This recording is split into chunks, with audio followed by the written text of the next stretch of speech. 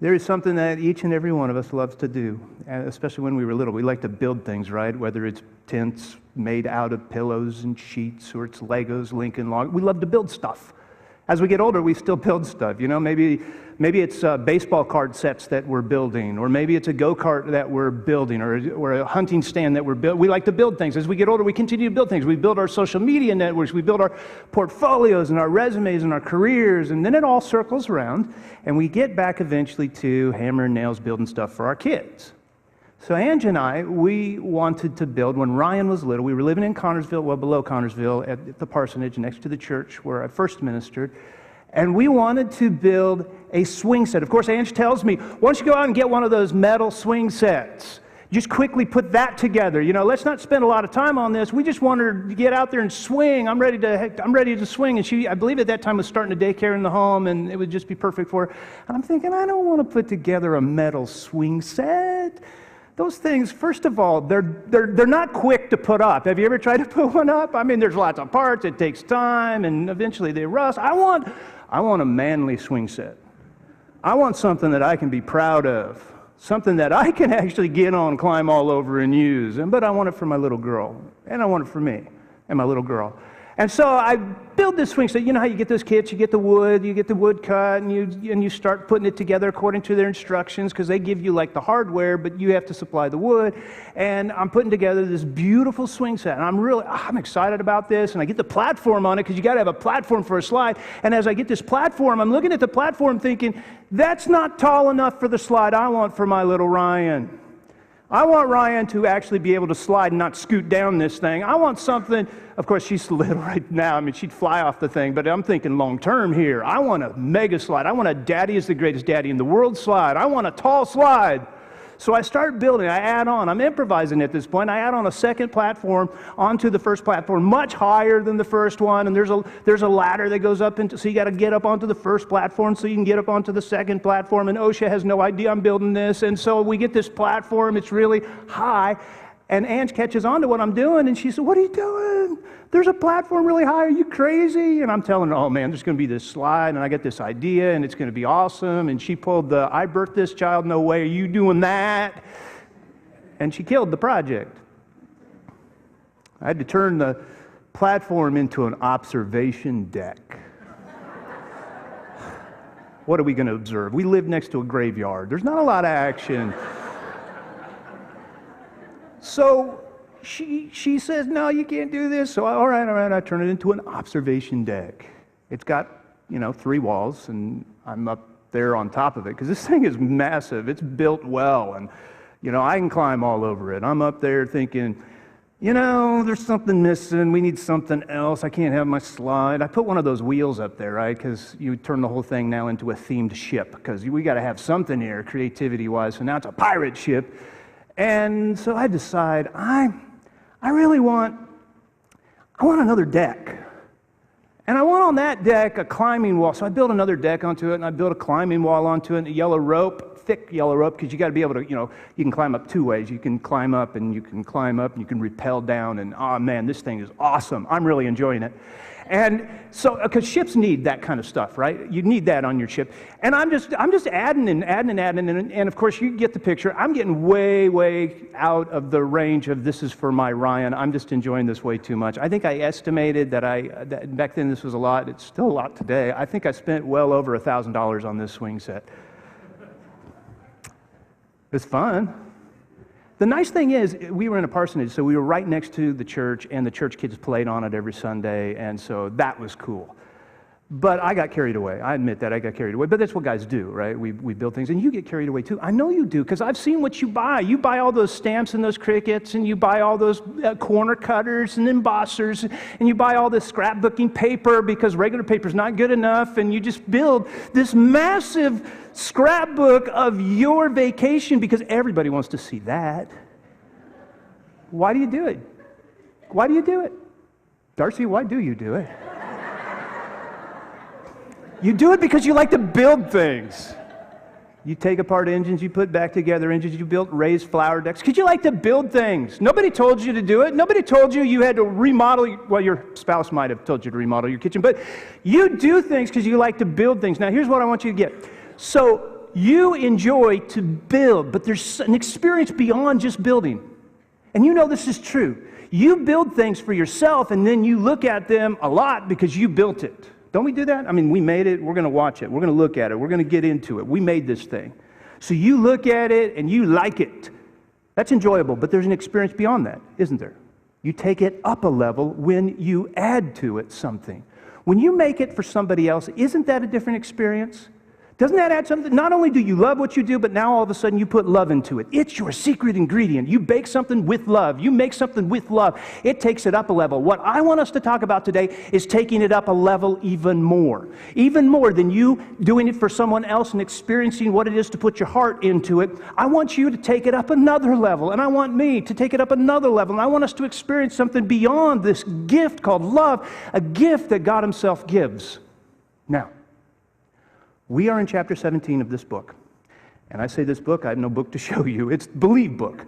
It's a book that a lot of us have and started off reading. Maybe you've stopped reading. Please keep reading. This is so valuable for your discipleship and your growth. This is a great book because what it does is lays out in each chapter one theme with a bunch of different scriptures that all tie to that theme, and then we get together and we get to talk about it. You want to go deep? Come to Sunday school. We dive deeper into that, and then together we share what that chapter was about. And so we're talking this week about this help that God gives us. In fact, this help that God gives us, we read about how He helped people in the past to build things, but then we also read how He helps to build communities. It's all the things are about building, and God is building with us something really, really cool. He's taking it up a level. The problem is, a lot of times when we talk about this and we realize, wait a second, the help that God is giving us is His own Spirit. And He is willing to spiritually do something for us. We call it spiritual gifting, and we get uncomfortable with that. And the reason we get uncomfortable is probably because you had an experience in the past. Somebody invited you to church, and you saw somebody, do something weird, like maybe there was a healing at that service. It wasn't a church you were used to, or people were just speaking out and you couldn't understand them, and there was all this tongue stuff going on, and you just kind of like, I don't want that. I want to go to a church that is normal in your definition of normal and comfortable in your definition of comfortable, because that's what you're used to, and it just kind of weirds you out. And you probably, especially if no one has really talked about it much in the circles that you go to, this is uncomfortable, and what you do is just ignore it. Or you just say, yeah, that's true, and we'll just redefine what spiritual gifting is, and because, I don't want to talk about that, or it's kind of uncomfortable. The reality is, though, all this is God taking the experience of building something for Him up a level that is an experience you have never even imagined you could be a part of. You could be a part of something that God is building as He builds His kingdom that actually, like love being added to something, takes it up even a higher level where God gets personally involved in it, and you get to work with God. It shouldn't be scary. It actually should be quite exciting to be a part of something where God is joining you. Now, I thought long and hard this week about how to share spiritual gifts. I don't have much time to share as much as I would like. I wish everybody here was in Sunday school so you could hear how Eric shared some of the aspects of spiritual gifting that I just can't talk about. But here's what I want to do. I want to talk about spiritual gifting from a perspective that maybe you've never thought of it before, so that you're not scared of it, so that it's not like, oh, that's just weird, I don't understand, I don't get it. So the way I'm going to do that is I'm going to go back and talk about 2 building projects in the past. Now, I'm talking about a long time ago. And I want us to compare and contrast these 2 building projects, and I want us to see the similarities. I want us to see the differences, and then I hope, this isn't a history lesson as much as it is a revelation. I hope God does something in you, opens your eyes and says, oh, wait a second, I actually want that. I actually want that for my life. I actually think that's probably something that's been missing, that I haven't been using the faith that God has given me to actually trust that God will actually work in my life in that way. Because I'm stuck, or I'm struggling, or I have an issue, and I want God to be a part of it. I want God to actually walk through this thing. When I say I'm walking with God through this life, I want God to be in the journey and not just say, hey, God down here, I'm doing this for you. I want it to be the way God designed it, where it's like, God just says, hey, wait a second, I know you're doing it for me because I'm actually doing it with you. Oh, you're with me. That's pretty cool. That's a whole different perspective. So let's talk about 2 building projects from a long time ago. And when I say long time ago, I really mean a long time ago. In fact, the first building project is so long ago. It's before Abraham birthed the nation. It's before nations even existed. It is where all the people were really of one kind. There wasn't different languages and nationalities. There wasn't Spanish and German, Filipino. It's all just one. So here we go. Here we go. The first building project back in Genesis early on. Now, the whole world had one language. That makes sense. They didn't speak French. They didn't speak Chinese. One language and common speech, which made everything so easy. Easy to do business in, easy. No misunderstandings, just one speech. As men moved eastward, they found a plain in Shinar and settled there. This is a good place to settle. It's a place where they don't have to be nomads any longer, wandering around. They could actually live off the land, farm the land, start to actually gather together cattle and sheep. And so this is good for them. They're starting to settle down. They said to each other, "Come, let us make bricks and bake them thoroughly." This is actually an advancement in technology. This is new technology. It's not as technologically advanced as the iPhone, but it's getting closer. There's new technology, bricks baked thoroughly. They don't have to cut stone anymore. So they used brick instead of stone and tar for mortar. Then they said, "Come, let us build ourselves a city." Hey, we have this technology now, and we're going to stay in this area. Let's build a city. Let's build walls to keep wild animals out. Let's then build a tower that reaches to the heavens. Now, the tower is tall. It's certainly not for defensive purposes. Why did they build this tower? I personally think there was a dad who had a little girl, and he wanted to build her a mega slide, but his wife said no. So they build this tower, it tells us why, so that we may make a name for ourselves and not be scattered over the face of the whole earth. It's all about pride, isn't it? We want a tower that looks cool. We want a tower that represents how ingenious we are, how we have been able to use our skill and use our creativity. We want a tower that says we're something, we're somebody, we're someone. And so God looks at this, and God says, "I'm not so sure this is a good idea." But let's just stop there. Let's not go further. This is the first building project. We call this project the Tower of Babel. It wasn't named Babel originally. It was named Babel afterwards because God stopped their building program. He confused their language, and they just started to babble. That's where the name Babel came from, Tower of Babel. So this project, though, was pretty impressive. I don't want to diminish that. It's pretty impressive. The second building project was just as impressive. Not as tall or as big, but still very impressive. It didn't happen as long ago, but it still was a long time ago. It was during the time that the Egyptians were enslaving the Israelites, and Moses came along and 10 plagues and let my people go, and they're dividing of the Red Sea, and now they're wandering in the wilderness. They're the Exodus. They are free. Now they have to struggle with building as a community a relationship with God. And so God says, "I want you to build something for me.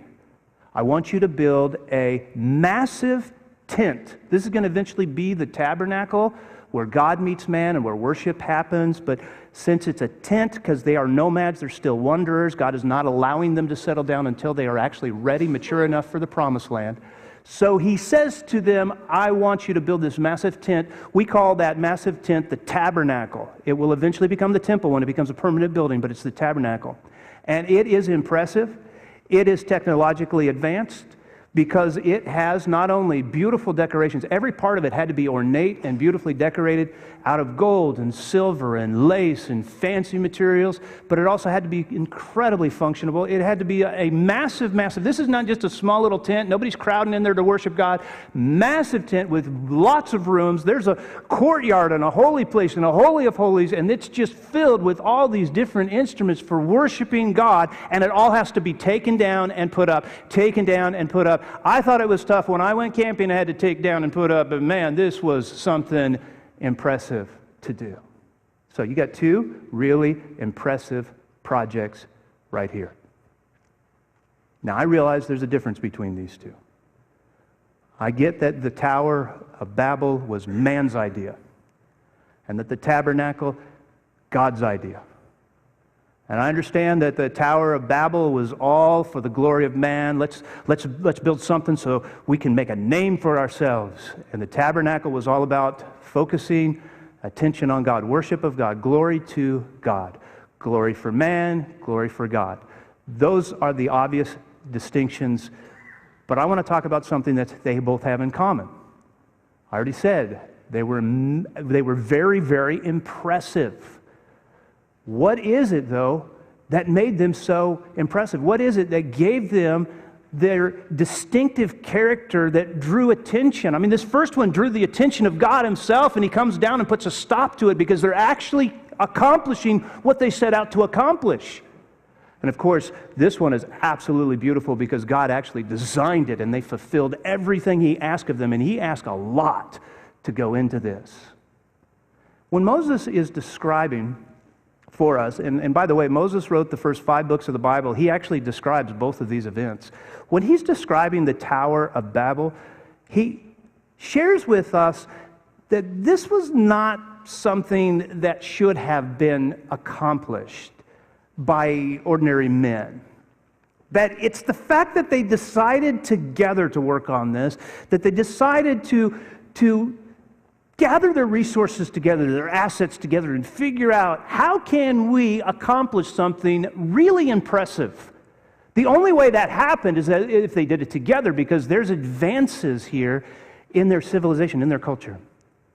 And so Moses, as you read it, it seems like he's indicating, look, they're beyond what they should be able to accomplish here. What is going on? Well, what's going on is this thing called natural gifting. And we have to start here in order to understand supernatural gifting, spiritual gifting. We've got to begin with how God has created each of us in a way where we have talents, we have abilities. And you can argue whether you are one who thinks, well, behavior, environment, whatever. You could argue that till you're blue in the face, but the reality is that it's given by God. However it comes about, whether it's experiences in your life, whether it is gifted to you by God weaving it together as he knits you in your mother's womb, God is the one who gets credit for the gifting and the uniqueness that he's placed in each of us. And many think that when Jesus is talking about the talents that the rich landowner is giving his servants, he gives 5 talents and 3 talents and 1 talent, that it may be more natural gifting that he's alluding to here. That he's given each of us certain abilities, each of us certain experiences, each of us certain amounts of passion, of resources, of skill. And we now have the choice, what are we going to do with that? How are we going to use that? And when you go back and you look at what they did, let's start with the Tower of Babel. There was leadership skills. Somebody had a vision for this, not only a vision for a city, but a vision for a tower. Somebody had management skills because they had to divide up labor. They were building a city and a tower at the same time. That's division of skill, division of labor. Somebody's managing all of these activities, and certainly technological, and Moses talks about that. There's technology involved here. They're baking bricks. They weren't able to do that before. They're pooling together all these natural abilities to create an impressive tower. Well, you see the same thing.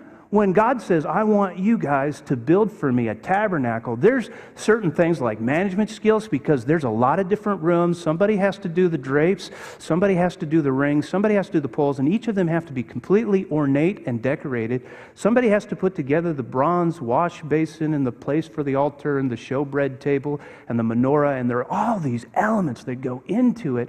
and all this craftsmanship and artistry, and yet it has to be completely functional. There's a lot of management, there's a lot of technological advancements. It has to be torn down and put back together, artistic skills that go into this, and this is heavy when you're looking at the tabernacle, because things like a pole that is holding up a piece of canvas, that pole can't be just a pole. It has to be very ornate in gold and bronze and silver, and it has to be pretty. And so God has all these things laid out for them. And so you have, with these two building projects, the Tower of Babel and the tabernacle, you have all of these natural giftings that are being put together. Why? Because they came together to do something.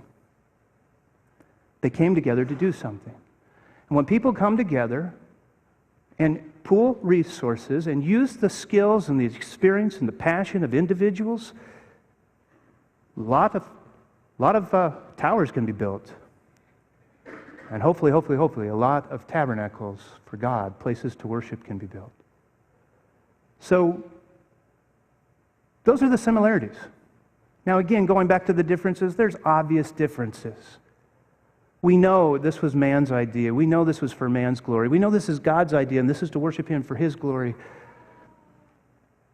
God gives us free will in addition to natural gifting. He gives everyone uniquely and specially, but then He gives us free will. And He says, you, take what I give you and you decide. What are you going to do with what I've laid in you and given to you and given experience that you have never had before? Now you have experience. When God gifts you, when God enables you, what are you going to do with that? You have a decision. You have a choice. You can build towers for yourself, or you can build a place to worship God. It's up to you. You get that choice. And God has given that choice from the very, very beginning, hasn't He? And what He wants so badly is for us to understand that when we choose to build our life for Him, something pretty cool happens. Now, we just saw something cool happen. And we saw it happen whether we're talking about the Tower of Babel or the tabernacle, right? We saw people who get together. When you get together and work on something, you can accomplish something great. That's why God stopped their project when they were building it for themselves. You get together, you can build something great. You get together, you can build something great. But God is actually doing something more in the tabernacle than He's doing with the tower. In fact, we could say that the tower workers were stopped by God. At a point, He said, no more. Now, that tower would have stopped naturally on its own. It can only go so high, right? But God stopped it short because He wanted it very clear. He wanted a clear distinction. I'm not in this, and I will not be in this. Stop it. It's not for my glory. It's not for my purposes. I'm going to stop it. Now, you would think, when we talk about the tabernacle workers, you would think that what we would say is not stopped by God, right?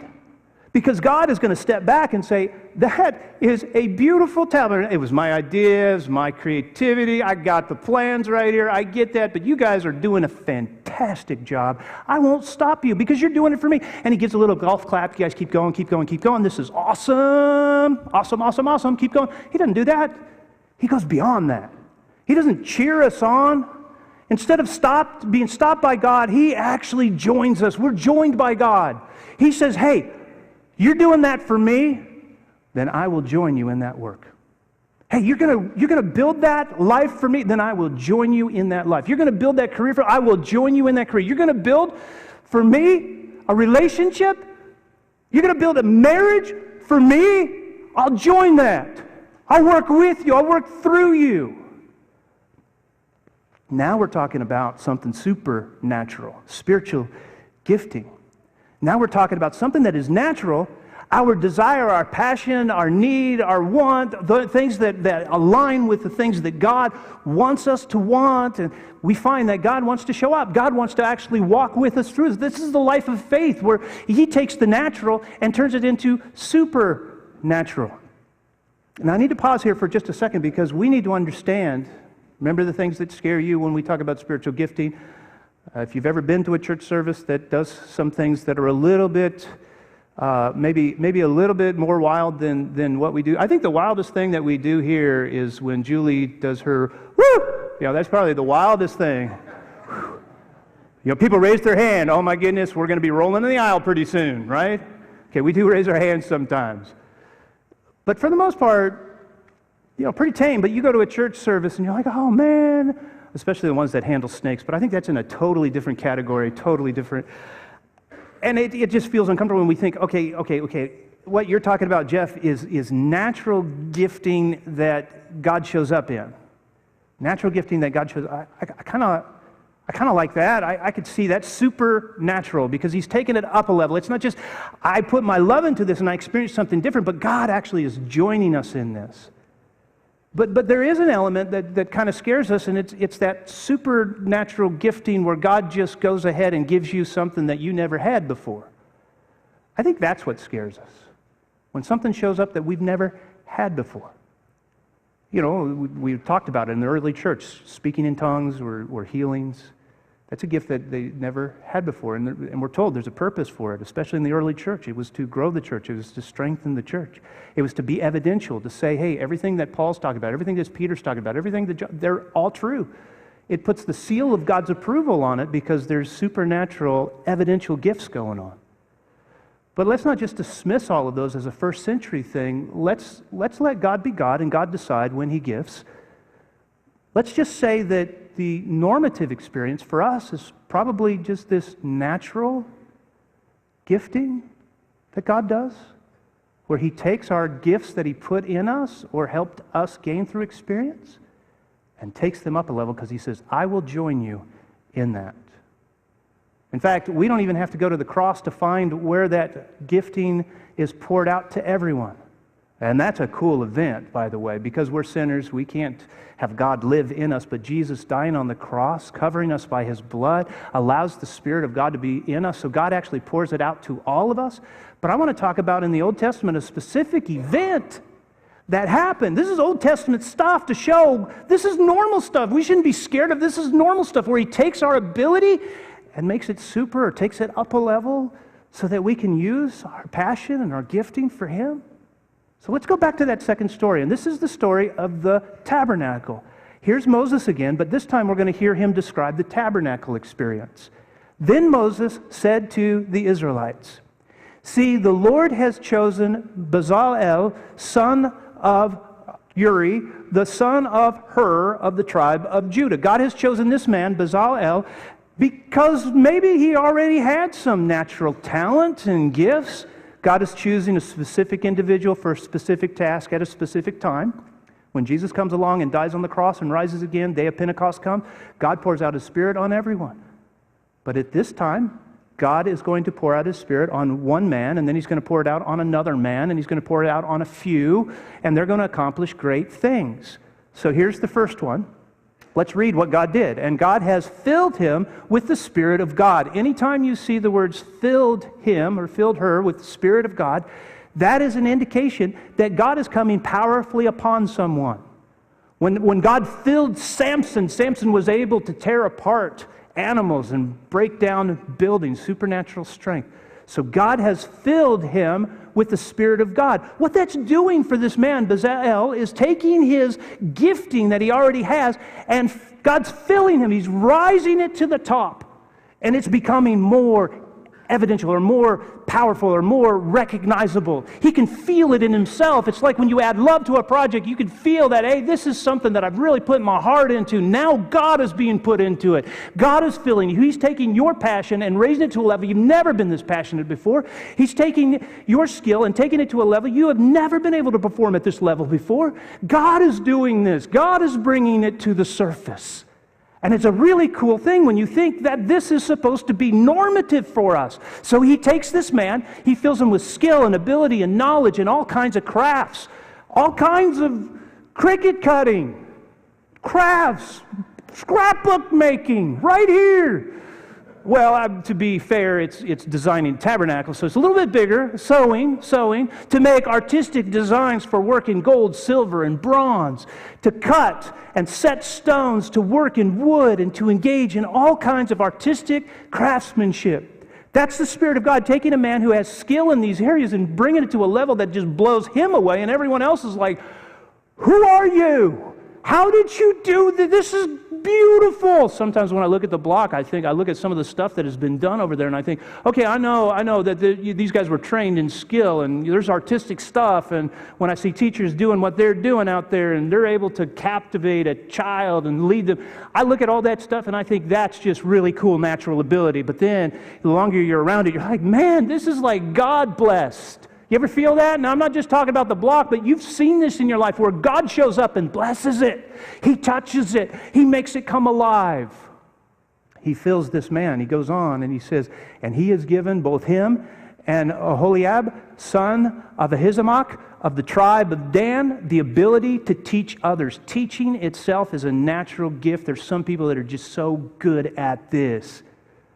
God's filled this man, though. And God's making him a teacher who can multiply skill and craft and teach others to do what he is doing. So now he has filled them with skill to do all kinds of work as craftsmanship and designers, embroiderers in blue, purple and scarlet yarn and fine linen and weavers, all of them master craftsmen and designers. God has done this. And God has done this for a purpose. He wants his tabernacle to be beautiful. He wants it to be functional. He wants it to be a place that people can be proud to come and worship him. Now, that's natural ability becoming supernatural, spiritual gifting. Now, again, there's a whole other side to this. God can show up and just give a gift. He could give anybody a gift that they've never had before. They kind of scare us sometimes, but it still happens today. I hear stories of it. I've heard a story of a man who went on a mission trip. He was going to an unreached people group. This is not the only story like this, but this one was really cool for me. And he was planning on being there 3 to 5 years to study the culture and to study the language. This is an unreached people group. No one has ever shown up before. And his desire is 3 to 5 years, he would be able to know them enough to share the gospel with them. Share who Jesus is. Think about that kind of dedication. Hopefully not be eaten alive, because sometimes, when they go overseas, it's happened before. They go to teach and they get eaten by the cannibals, even though they want so badly to convert the cannibal. I know that's crazy that somebody would do that, but their master, their Lord, gave his life up for them. They're willing to do anything, lay it all on the line. So here is a guy who goes and he's planning on being there 3, 5, 7 years, as long as it takes to learn the culture, learn the language, so he could share the simple message, Jesus died for them. And immediately when he gets there, he is able to tell them about Jesus. And he comes back and reports it, and he's just blown away. I was able to share Jesus within the first week that I was there. How does that happen? It happens because God can give gifting. That's speaking in tongues. It's a form of it. The idea is God could do these things, but the normative way he works is to take your natural gifting, fill you, make that come alive in you to a level you have never experienced before. When you're doing it for God, for his kingdom, especially when you come together and do it for God, he is wanting to do this. Think of the man, you know this guy, his name's Paul.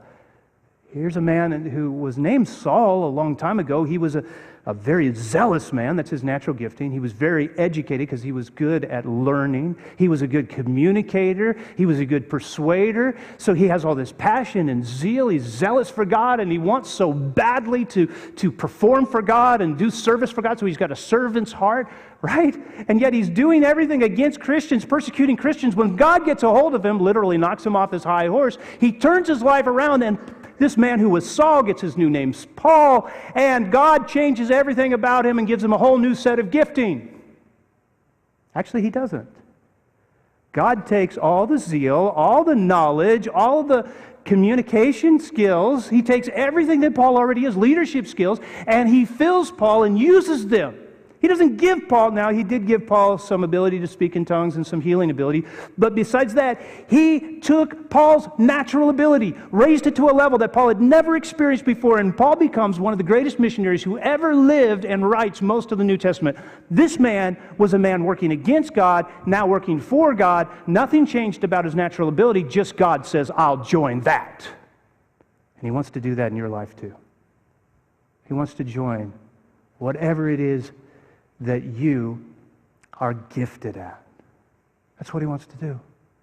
He wants to take you where you're at because He's created you special with your own skills, with your own abilities, with your own passions, and He wants to fill you and use you.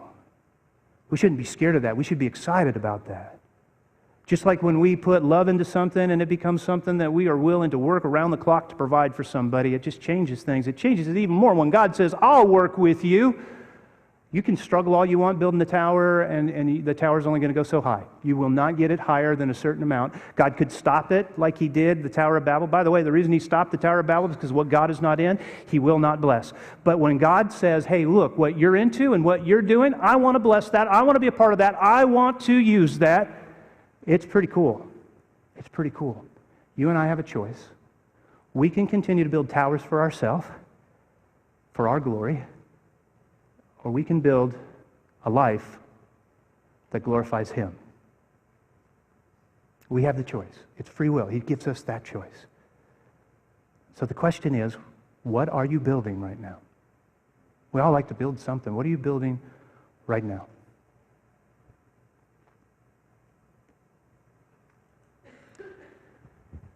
If you have struggles in your life that you're trying to overcome, and you don't know how to get past these struggles, maybe it's an addiction. A lot of times what we do is we work in our own strength as if we're performing for God still. And we say, God, look at what I'm building for you. Why aren't you blessing this? I'm building this for you. And really, the reality is oftentimes we're building our own tower as crafted by our own skill because we have natural ability. Maybe we have good reasoning. Maybe we have a lot of grit and determination. All of us are gifted differently. We work hard. Maybe we've built something very, very impressive in our own eyes. The reality is, God doesn't want to be up there. It's the reason Jesus came and died upon the cross, because on our own we could never be filled with God's Spirit all the time. He could use us for a specific purpose. He proved that. He even used a donkey once, so he could use anybody. But to live in us, to make this the norm, to make this His house, Jesus had to die so that He could offer His Spirit to all of us, so that all of us in every situation in life could experience what it's like to be filled with His Spirit, which is basically God joining us in our ministry, in our struggle. You want to build a good marriage? God says, I want to join that. Don't build a monument for me. Let me in. Let me have that. You want to build a good family? He says, I want to join that. You want to build a good ministry for the Lord? He says, I want to join that. You want to build a strong, loving, worshipful life? I think it's very possible to build a tower and call that worship. We can fool ourselves, right? God says, you know what I want? I want to be in on the worship. Have you ever thought about that? Think about this. God, who is on His throne, has given by the cross of Christ His Spirit so that we could be moved in us to pray to Him. So we in us, by being moved by God's Spirit, not even knowing sometimes how to even pray back to Him what we're feeling inside, because God wants to be not just the object of worship. He wants to be invited in. He wants to be a part of the worship. God is asking you to join you in your ministry, in your family, in your marriage, in your career, in your walk with God each and every day. He wants you to ask Him to join Him. When we pray, God, your will be done on earth as it is in heaven, that's a prayer that invites Him to be a part of our daily life. I want you to be with me here. I don't want to do this on my own because I'm just building towers when I do that. Spiritual gifting should not scare you. It should excite you. It is how we were created to be made. We were always made to walk through life with God. It started that way, and God intends for it to finish that way. Now, let me ask you a question. Have you ever surrendered your life to Jesus? Because all of this means nothing until you give yourself up. Just die to self. On the day of Pentecost, they cried out, what do we do to be saved, to have this Jesus as our Messiah and Lord? Peter said, repent and be baptized. You'll receive forgiveness of sins. But he also promised the very presence of God, His Spirit, with you. If you've never given your life to Jesus, we want to invite you to do that. So we're going to ask that you stand right now. I'm going to say a prayer. And I just want you to abandon all pride and nervousness and just step out and come forward and talk to me. And just say, I want Jesus. May this be a great, brand new day for you. Father God, we want to be people who are just completely given over to the work you want to do in us. And God, we know, like Paul who says, I wrestle with my own flesh. Every single day we struggle letting go. That's why you, Jesus, told us to die to self and take up our cross every day. God, help our life to be less about monuments and towers and more about just being that tabernacle, that temple you ask us to be. Help us to just surrender our life to be a life completely enveloped in you and taken over by you and for your purpose and for your glory, and just enjoy your presence as you work through us in every struggle, in every issue. We want to be all yours. Father, for those who have not given themselves to you through Jesus Christ, I pray for the courage to step out now and to surrender themselves. We ask for this in Jesus' name.